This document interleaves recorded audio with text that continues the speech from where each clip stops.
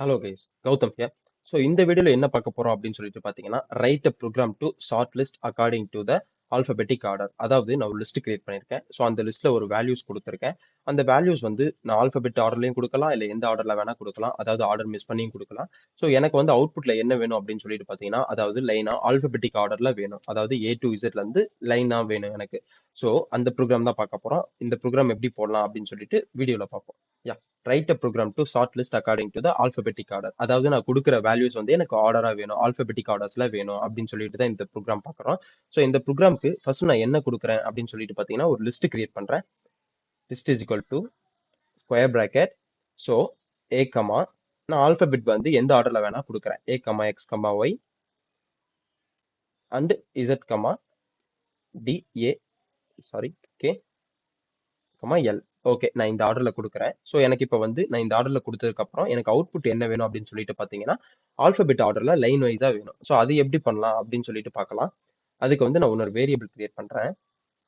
Chart, அதாவது list. இது வந்து அன்ஆர்டரா இருக்கு. இப்போ எனக்கு வந்து ஆர்டர் வைஸா கிரியேட் பண்றதுக்கு அதுக்கு ஒரு வேல்யூஸை டிஃபைன் பண்றேன். அதுக்கு தான் வேரியபிள் கிரியேட் பண்றேன். Sorted list.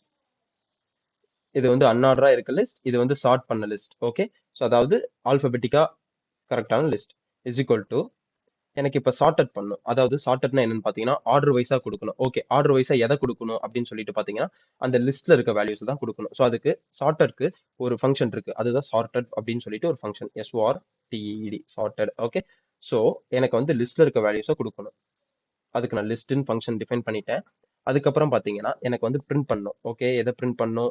சார்ட்டட் லிஸ்ட்டையும் பிரிண்ட் பண்ணும், அன்ஆர்டர் லிஸ்ட்டையும் பிரிண்ட் பண்ணும். அதுக்கு பிரிண்ட் ஃபங்க்ஷன் கொடுக்குறேன். பிரிண்ட் டபுள் கொட்டேஷன் ஸ்ட்ரிங் கொடுக்குறேன். sorted list then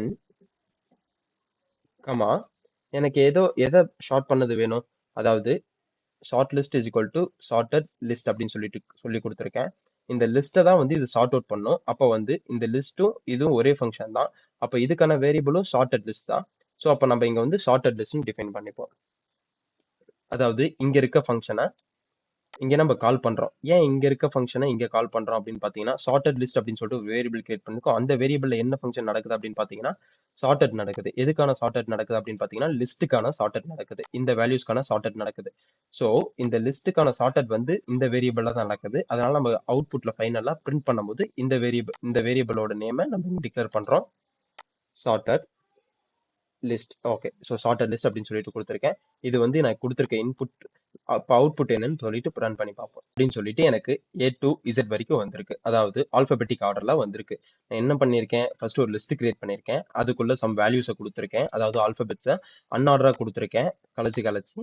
அதுக்கப்புறம் பார்த்தீங்கன்னா ஒரு சார்ட்டட் லிஸ்ட் அப்படின்னு சொல்லிட்டு ஒரு வேரியபிளை கிரியேட் பண்ணியிருக்கேன். ஸோ அந்த வேரியபிள் எதுக்கு கிரியேட் பண்றேன் அப்படின்னு பார்த்தீங்கன்னா, இந்த அன்ஆர்டரா ஆர்டர் ஆக்கிறதுக்காக ஒரு வேரியபிள் கிரியேட் பண்ணியிருக்கேன். Is equal to sort list, அதாவது சார்ட்டட். இந்த சார்ட்டட் எதுக்கு கிரியேட் பண்ணியிருக்கேன்னு பார்த்தீங்கன்னா, இது வந்து ஒரு ஃபங்க்ஷன். ஓகே, இந்த அன்ஆர்டர் ஃபங்க்ஷனை ஆர்டரா மாத்துறதுக்கு தான் இந்த ஃபங்க்ஷன். ஓகே, இந்த சார்ட்டட் கொடுத்துருக்கேன். இந்த சார்ட்டட் வந்து எதுக்கு ஒர்க் ஆகணும் அப்படின்னு பார்த்தீங்கன்னா, லிஸ்ட் அப்படின்னு சொல்லிட்டு இருக்க வேரியபிள்ல இருக்க லிஸ்ட்ல இருக்க வேல்யூஸ்க்கு பிரிண்ட் ஆகணும். ஸோ அதனால லிஸ்ட் அப்படின்னு சொல்லிட்டு இந்த நேமே அப்படி இங்க கன்சிடர் பண்ணிட்டேன்.